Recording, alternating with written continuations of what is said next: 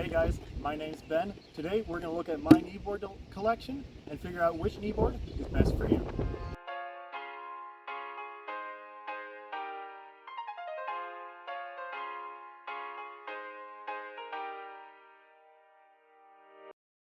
This is one of the first kneeboards made. It's a hydroslide kneeboard, and it's one of the first ones I ever rode. I learned a lot of my base 360 tricks off of it, a lot of side slides, 180s, surface tricks. It's a good board, and I enjoyed riding it as a kid. Next board in the collection, we've got the Hydroslide Havoc. This is a beginner board, also rotomold plastic construction. I rode this when I was about 7 to 8 up to 16, I believe, 16 or 17. Great board for learning your beginner tricks. It's got this retractable hook so that beginners can get up easier without having to hold the handle. Unfortunately, I believe this board is not in production anymore, so if you want a similar board for beginners, I'd recommend the O'Brien Radica or the O'Brien Black Magic. It has a hook as well, and they're made out of this plastic construction to make it easier to get up. The next two boards are a pair of O'Brien Aeraguses. The Fire Pilot version was the first pro-style compression molded board that I ever rode, and these boards are meant to carve much easier than one of these plastic rotomold boards. They're more advanced without a hook. These are meant for doing flips, rolls, and easy carves. These are from the 90s, so obviously they're not made anymore, but good boards to have some fun on if you can find one cheap. Comment below which graphic is better. Up next, we've got our first modern board. This is also a compression molded board, full fiberglass with a foam core. This is the Hydroslide Respect. It's the same mold as the O'Brien Rush 5150. This was my first board that I personally owned, and I learned my first back roll on it, my first front flip on it, and many other air tricks. This is a great board, unfortunately also not made anymore, but if you can find one cheap, I wouldn't hesitate to pick it up because it's more of an intermediate to pro style board. Next up in our kneeboard collection is my dad's O'Brien Ion. This is similar to the next two boards I'll show in the Sozo family. This has a sandwich construction, a fiberglass top and bottom with a foam core and a plastic Durarail sidewall.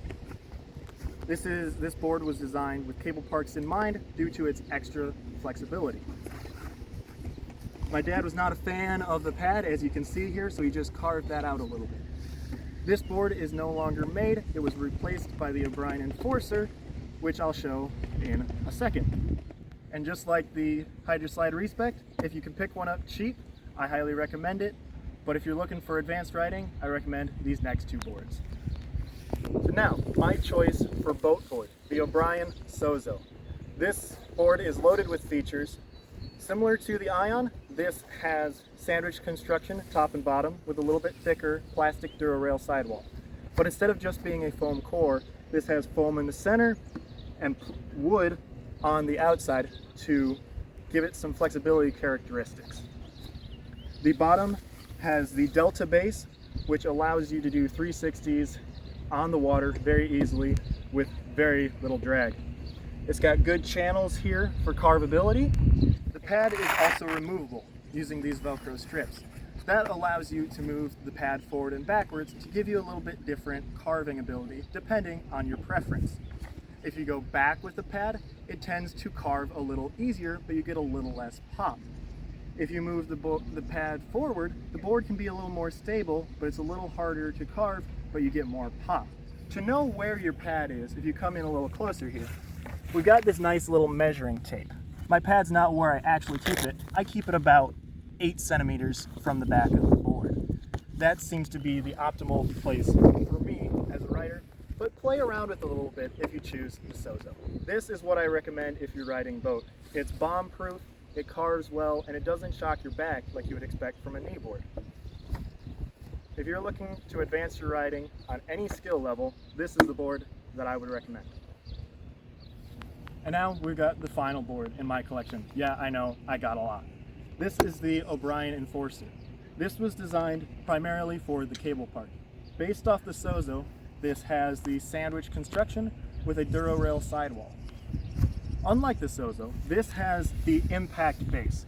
This is similar to a grind base on a snowboard. So that way when you go over obstacles, your board will last much longer. I took this out to the cable park at Action Wake Park in Hudsonville, Michigan. If you haven't seen that video, go to my channel, check it out. It was a great time. The board handled great at Action and took very minimal damage as far as scratches. No notable damage that affects the board at all whatsoever. If you're going to the cable park, I recommend the O'Brien Enforcer. It also has the removable pad to adjust your pad forward or backwards wherever you choose. It comes with this dual locking strap, just like the Sozo, to keep you nice and tight, locked into the board. If you're going to the cable park more often, I'd say the Enforcer is the board for you.